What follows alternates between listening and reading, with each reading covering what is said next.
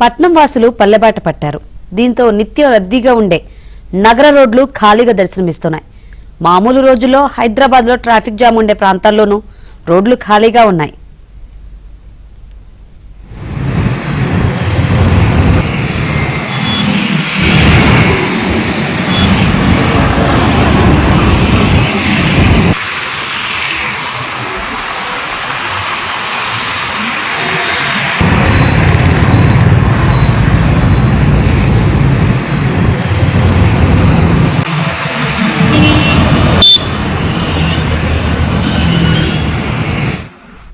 LB Nagar road బోసిపోయింది.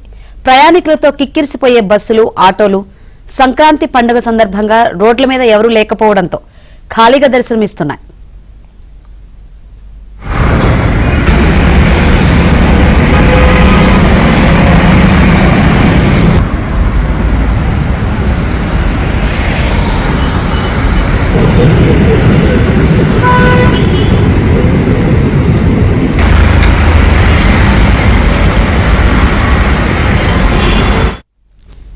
ఇటు hitech city IT కారిడార్లోనూ ఇదే పరిస్థితి.